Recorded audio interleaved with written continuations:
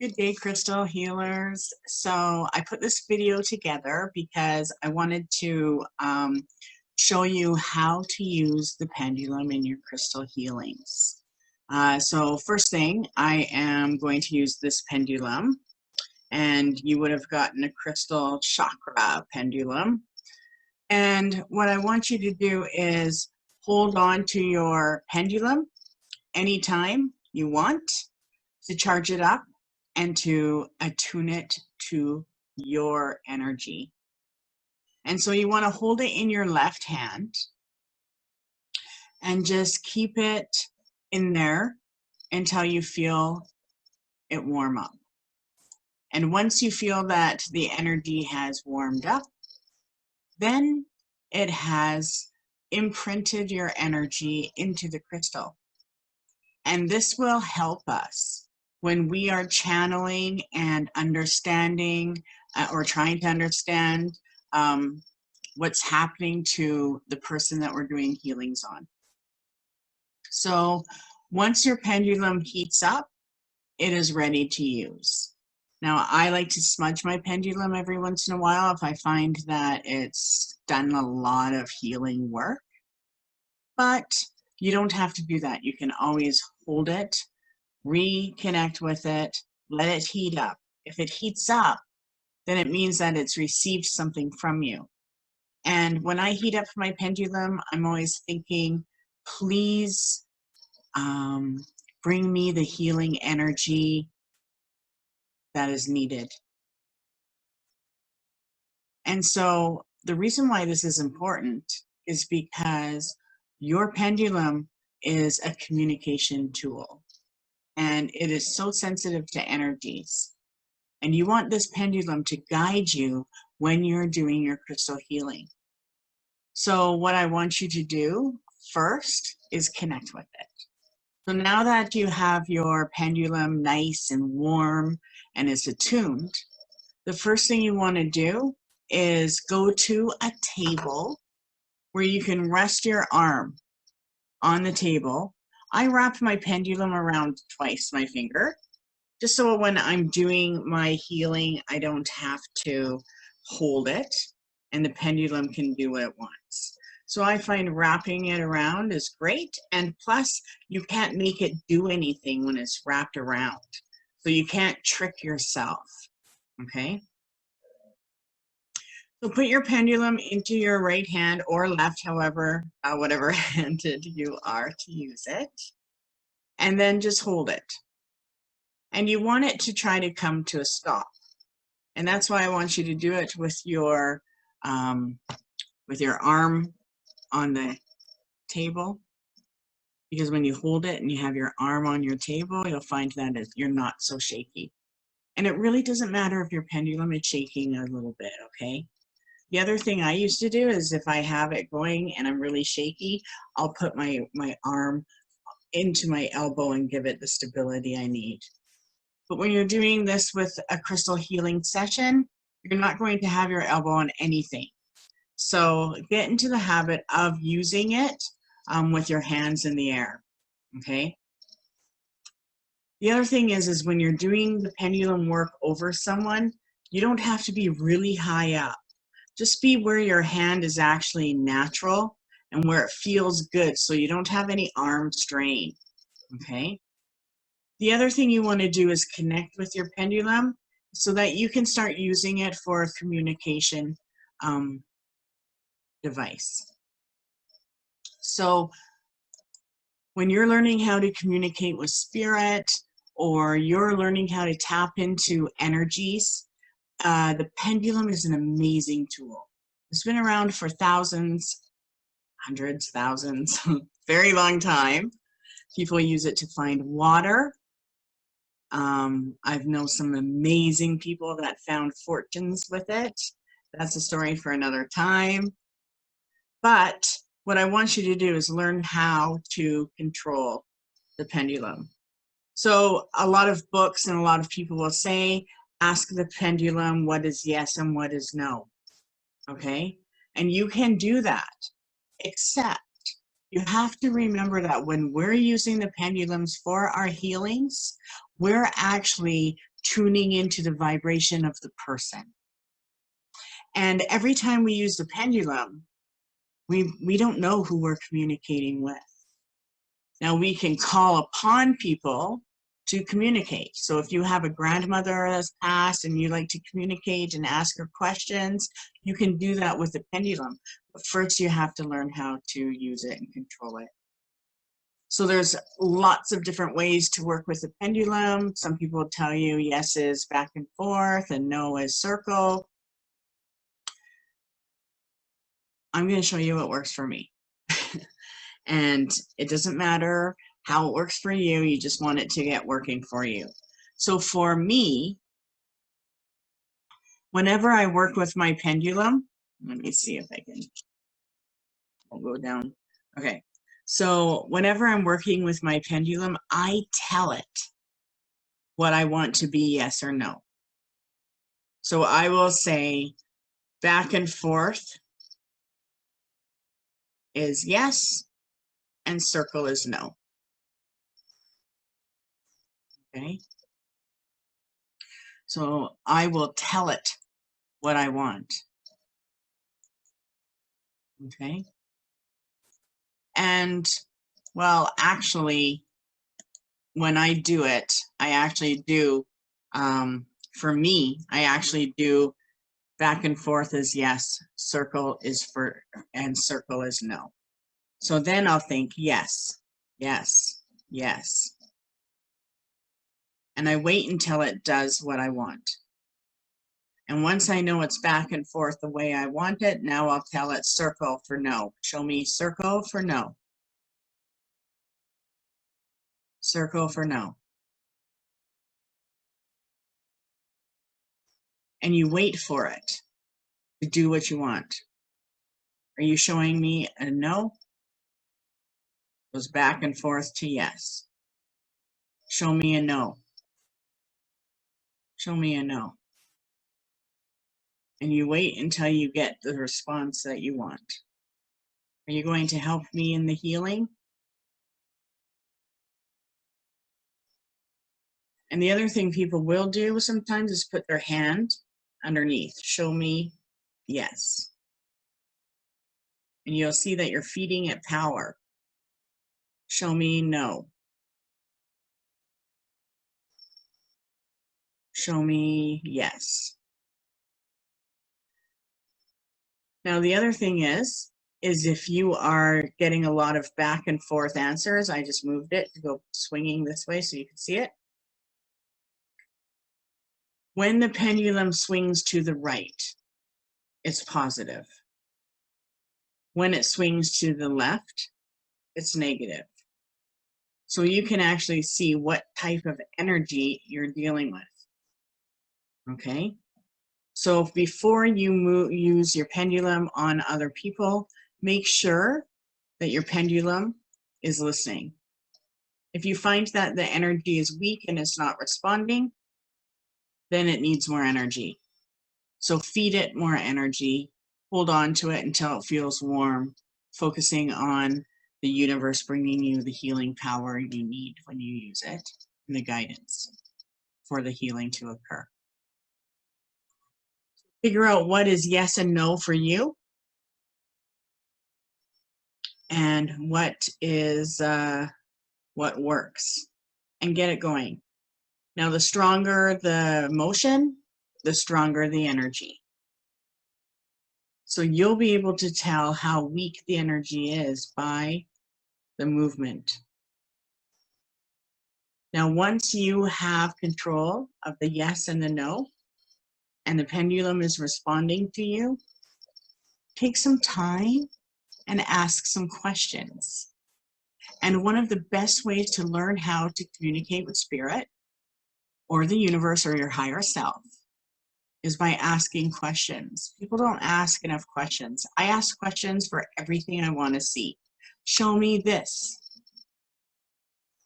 And when you start to communicate with spirit and you find something that works, it can bring you amazing connection and guidance.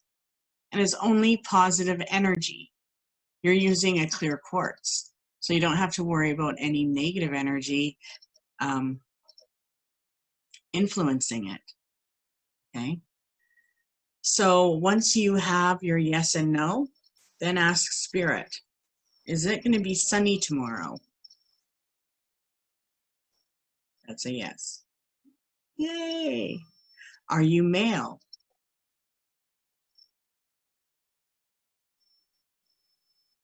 Are you female?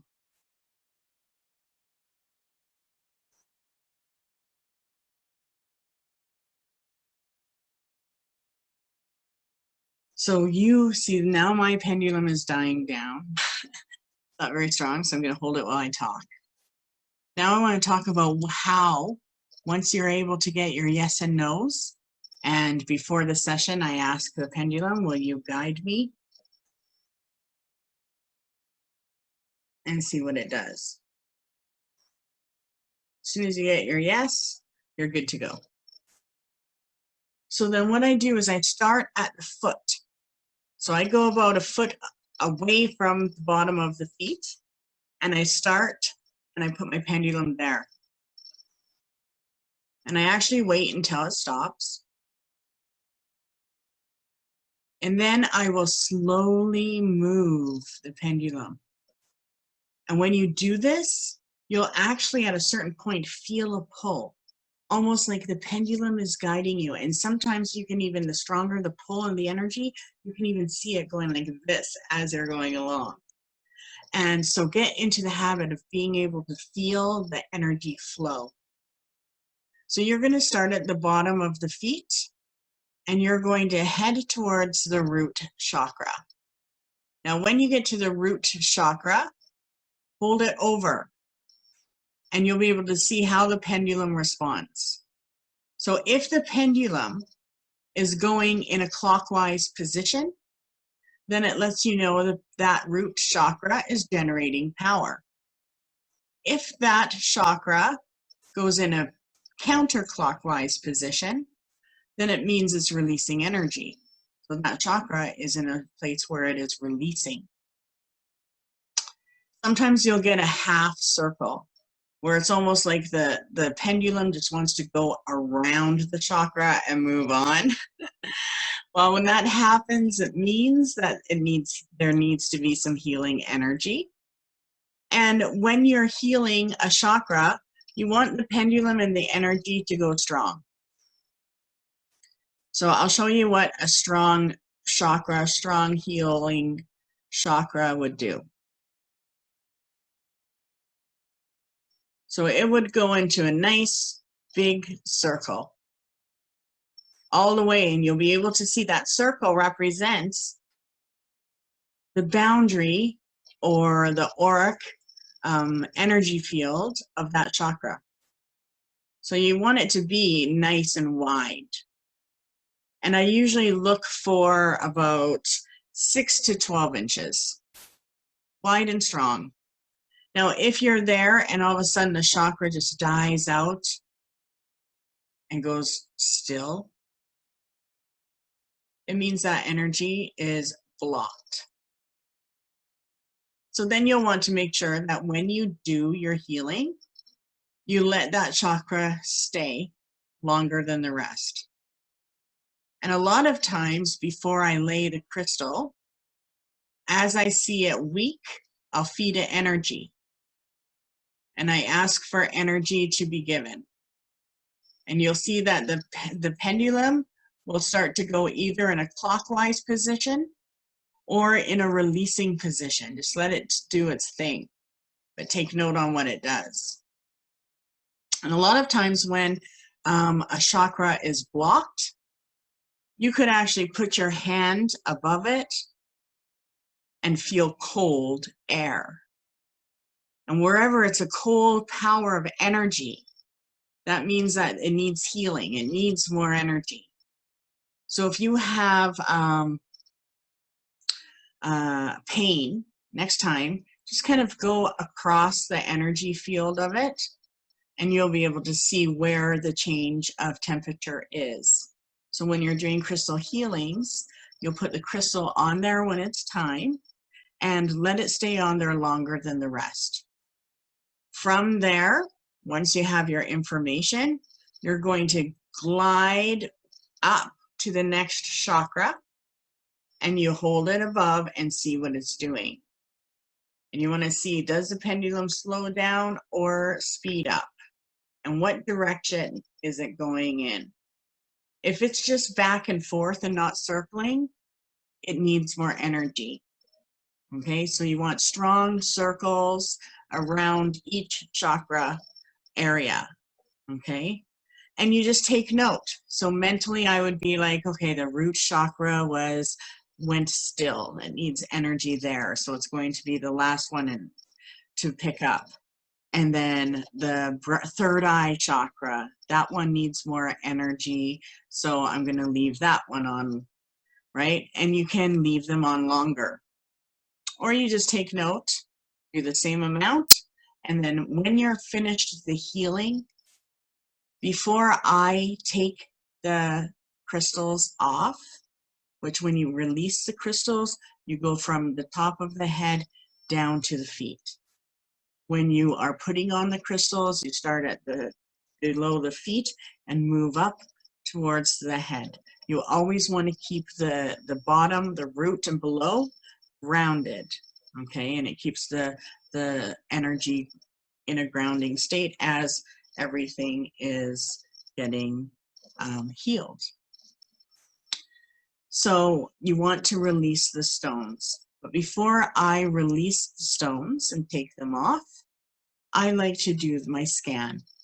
So before I release, I'll start at the bottom of the feet and I'll go with my pendulum and see how it responds to the chakra.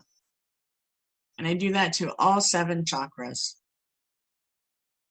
And you'll be able to take note on what chakra is the strongest. So at that point, you should see an improvement with the healing. Now, sometimes that person's vortex may need that chakra energy, that portal of power may need more energy. So it's good to learn about the chakras, what foods they can eat, what stones they can carry, what essential oils they can wear, and what else they need to work on. Okay, and that would be part of the energy medicine as well. So see how you practice on someone and see how you can feel that energy. Go right straight up the meridian. And when you go past the head, I go at least a foot so I can see how it changes. Okay. The other thing is when you're doing those chakras and you're focusing on that, make sure that you take note on if it's just going back and forth. Is it going more into the neutral state or the negative state? But the clockwise and the counterclockwise, it doesn't matter if they're releasing or receiving. Okay. So take note on the energy flows. Which one was the weakest? Then take note on which one was the strongest, because now you know which superpower and what energy they're working from. Okay. And then once you take note on how it's changed, and these things you don't really even have to discuss with them unless they want to know. Okay, but if they don't want to know anything, you can put it in their note in your notes, and then you know for next time where their issue is, and you can see what happened since. Okay, our chakras are always changing, so we can get into an out of whack with so many different situations. So I hope you enjoyed this video and have fun with your pendulums and get control of them, bond with them, use them, communicate with spirit, yes and no questions, and have fun. So take care. And you'll also see that I've sent you 3 PDFs that you can print out. One is for they're all for the distant healing. So you can do these sessions for distant healing as well. The first is the printout of the auric bodies. So if you're doing distant healing for someone, you can hold your pendulum over that printout, thinking of the person. And I try to imagine them the best that I can, but the number one thing is just keep repeating their name. Okay, and if you're repeating their name in your mind and you're doing it, that sheet will also let you know which auric body needs to have the energy fed to it. And the other thing I have for you is a 7-chakra pendulum chart. And what you'll do is you'll place the pendulum and you'll see where it points to. And it will let you know which pendulum or which chakra needs healing. And it will let you know whether it is overactive or inactive. So that's an awesome one to implement for the healings. And then you'll see a chart with the chakras. So what I like to do is with the chakra chart, you can print it out for each customer and you can put in the notes and the things you want on it and have that as your client sheet where you can see what stones, where they placed and how it felt. Or you can print out one and use it for everybody. And if you're going to do that, what I would do is write down their name and their name on a piece of paper and put that paper on the image that you're using. So I tell my students to use the auric picture, the first page that you get sent, and to just place the stones on that after you have put their name on it and charged the paper. So once you put the name on the paper, put it on the image, and just hold your energy to it with your right hand, and you'll feel an energy flow. Once you feel an energy flow, that paper is ready to be that image. So go over the image, check out the different layers of the aura, and then check out the chakras and just do the glide and see what chakra it responds to. And then place the stones on those sheets. Okay. Some people will offer just a 7-chakra healing and they use the one form, or you can do full crystal healing and implement all of those auric bodies and the chakras. So I hope you have fun with your healings. I love to hear stories. People will give you their feedback. Don't be shy. Get in there, have fun, and listen to the class every once in a while to refresh yourself and reconnect, and have a great day. Bye-bye.